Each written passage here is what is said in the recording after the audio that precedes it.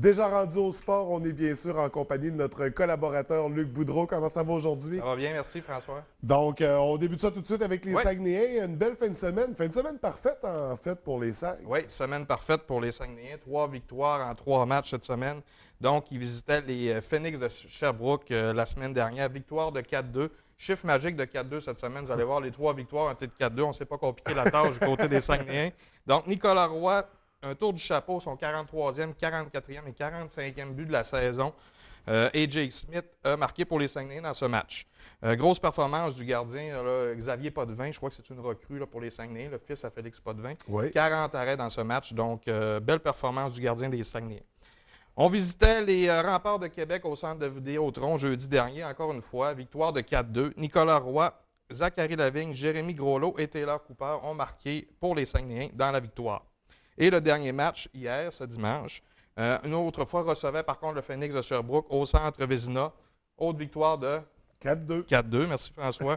Julien Carignan-Labbé, Timothée Simard, Nicolas Roy et Marc-André Govreau ont marqué dans la victoire encore une fois pour les Saguenayens. Et je gagerais ce matin un petit 2 que Nicolas Roy va être élu joueur de la semaine. OK. Donc, on va voir plus tard dans la journée, mais ça devrait se faire avec la performance qu'il a eue cette semaine. C'est ça, un nom qui est ressorti dans les 3 matchs. Oui. On sait que les Saguenayens, depuis la semaine dernière, c'est série assurée. C'est rassuré. Il reste 2 matchs là, à niveau de la saison régulière pour se classer.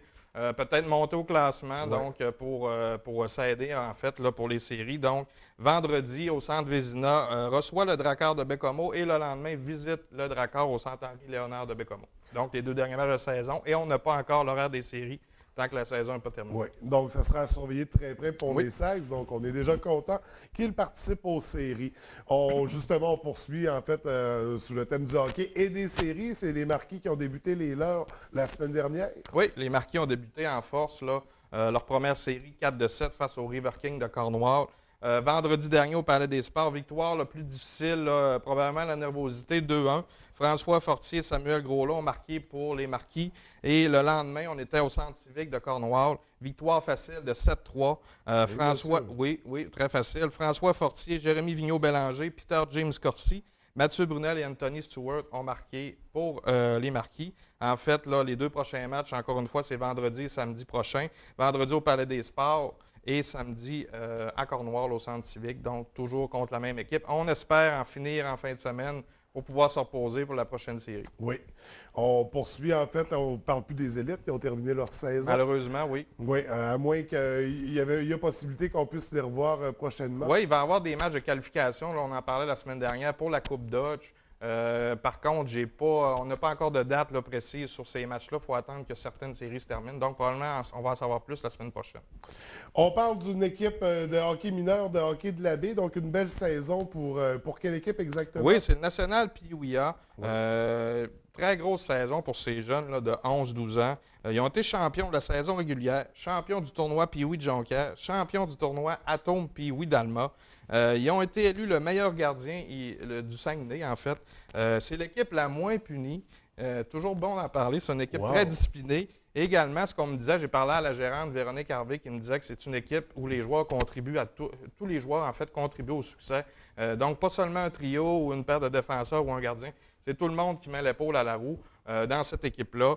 Puis je veux nommer les jeunes. Là. On a quand même eu 21 victoires, une défaite, 2 nuls là, dans la saison, ce qui est très bon. Puis je veux nommer les jeunes, je pense que c'est important pour eux autres. Les attaquants, on a Vincent Bélanger, Élie Bergeron, David Bouchard, Marc-Antoine Fortin, Alexis Houd, Mathieu Jean, Kevin Lavoie, Dominique Lemay et Jean-Philippe Lemay. Du côté des défenseurs, on a Raphaël Bouffard, Félix Boulay, Marc-Antoine Claveau, Francis Lavoie et William Simard.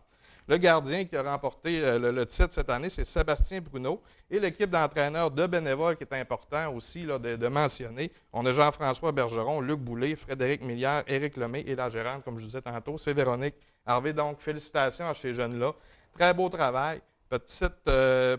Également, là, au niveau du hockey mineur de la baie, 2 belles petites nouvelles aussi. Le Titan Pee-Wee B et le Midget B également. Là, j'ai parlé au président du hockey mineur hier soir, Daniel Gobet, qui me disait que ces équipes-là ont remporté le championnat également de la saison. Donc, probablement qu'à tous les semaines, on va essayer d'avoir des nouvelles là, au niveau du hockey mineur de la baie là, bonne. Et des nouvelles positives, parce qu'il n'y a pas juste Oui. des coachs et des parents qui se pognent. Non, Puis qui lancent des cellulaires. Non, on a des jeunes qui jouent au hockey puis qui ont du talent. Puis qui ont du talent, c'est le cas de le dire, parce qu'on voit que dans le Pee-Wee, ça va bien. Pee-Wee A, donc saison exceptionnelle. Pee-Wee 2C, on a parlé des autres équipes aussi dans le B. Je sais, depuis une quinzaine d'années, à la B, le hockey ne va pas au meilleur de sa forme. Oui. On se souvient, il y a de ça plusieurs années, bon, le palais municipal avait fermé. On attendait cette deuxième glace avec impatience. Est-ce qu'on sent une renaissance dans le hockey? Est-ce qu'on sent un nouvel intérêt? Mais je pense que la deuxième glace à la baie a fait une grosse différence pour l'instant, puis ça va être encore meilleur à venir. Oui. Puis on parlait tantôt des parents, François. Moi, j'ai coaché longtemps au hockey. Puis si on n'a pas l'aide des parents, puis si on n'a pas l'esprit d'équipe avec les parents, puis les parents, ils se battent dans les estrades ou encore envoient promener le coach, ou l'équipe n'aura pas de succès, les jeunes n'auront pas de fun. Donc, qu'est-ce qu'on veut en tant que parent? C'est que notre jeune s'amuse. On a des enfants. Moi, si ma fille ne s'amuse pas dans ce qu'elle va faire, je vais l'enlever de là. Donc, je ne comprends pas les parents de vouloir s'impliquer aussi agressivement que ça. Donc, en espérant que cette nouvelle-là, ça ne revienne plus, puis qu'on laisse place aux jeunes un petit peu. Surtout au hockey mineur, c'est disgracieux de voir ça à Montréal.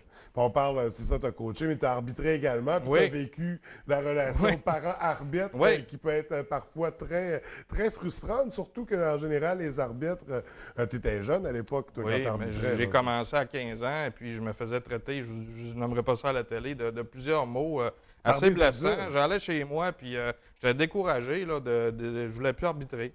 Par contre, il faut se faire une carapace, mais... Il faut se faire une carapace, mais il y a toute une partie éducation aussi dans les estrades. Exactement, François. Il ne faut pas mettre de côté. Non, pas du tout. On demeure sur la patinoire, on parle de patinage de vitesse. Grosse fin de semaine avec nos athlètes de la région. Oui, en fait, c'était le patinage, là, c'était le championnat mondial à Séoul, là, week-end dernier, en fait. Le patineur de Ferland-Boileau, Samuel Gérard, a pris le deuxième rang, là, médaille d'argent, ce qui est excellent. C'est son premier podium, en fait, là, en carrière. Donc, juste derrière son compatriote Charles Hamelin, qu'on connaît très bien, qui a pris le premier rang. Donc, j'ai bien hâte de voir Samuel aux Jeux olympiques là, bientôt. Là, je pense qu'on va être fiers de cet athlète-là, Bérivrain. Donc, c'est ce qui a fait en fin de semaine là, au niveau du patinage de vitesse et au niveau filles. Il y a Marianne Saint-Gelais, l'athlète de Saint-Félicien, qui a gagné la médaille d'or aux 1500 mètres. C'est un petit peu plus difficile là, individuellement pour Valérie Maltais, qui a terminé 16e dans cette compétition, mais 14e, là, je pense, au résultat final. Elle était déçue, par contre, n'est pas abattue. C'est une athlète qui travaille très fort, je ne suis pas inquiète qu'il va se relever. Par contre, il y a un baume sur la plaie. Ils ont quand même terminé en deuxième place au relais. Pour les filles, là, en fin de semaine, en fait, comme dernière compétition. Donc, ça a mis un petit peu de baume sur la plaie, en fait. Donc, patinage de vitesse, on demeure les chefs à ce niveau-là. Oui. On parle de soccer, en fait, on discute de l'Impact. Je voulais faire un petit clin d'œil parce que le soccer est de plus en plus populaire, en fait, surtout l'Impact. Donc, c'était le début de saison de l'Impact cette fin de semaine. 2 grosses victoires, malgré que Didier Drogba n'était pas en uniforme pour ces matchs-là. Donc, à Vancouver, contre les Whitecaps, victoire de 3-2. Également, au Stade olympique, devant plus de 27 000 spectateurs, victoire de 3-0 contre le Red Bull de New York. Donc, 2 grosses performances pour l'Impact, en espérant que ça continue pour eux. Oui, pour notre club montréalais, québécois, l'Impact de Montréal. Et on termine ce matin une belle nouvelle pour notre athlète de snowboard cross, Lisa Racine. Oui, Lisa Racine qui a été sélectionnée pour le championnat du monde junior du 30 mars au 7 avril en Slovénie. Elle occupe présentement là, le 9e rang au classement de FIS, je crois, la Fédération internationale de ski. Et elle a remporté une médaille d'or, médaille de bronze en Ontario dernièrement. Donc, ça va bien pour Lisa, en fait, là, dans ses compétitions. Donc, un autre sport dans lequel on a des champions dans la région, le snowboard cross. Alors, on est trop fort à la baie. Et voilà. Luc, les gens peuvent communiquer avec toi en tout temps sur des nouvelles comme ça. Leur enfant, on pratique un sport, on va en parler. Il y a une compétition, il a remporté un prix. On peut t'écrire en tout temps à lucboudreau@ hotmail.com. Je pense qu'on le voit à l'écran présentement. Il n'y a aucun problème. Moi, je vais parler de ce qu'on m'envoie. Donc, gênez-vous pas de m'envoyer des courriels, des performances de vos équipes ou vos athlètes. Avec des photos, avec des extraits vidéo, ça va nous faire plaisir de les présenter. Absolument. C'est ce qui fait le tour de notre chronique sportive de ce matin. Luc, merci beaucoup. On se retrouve lundi prochain. Oui, lundi. Bonne semaine. Merci, François.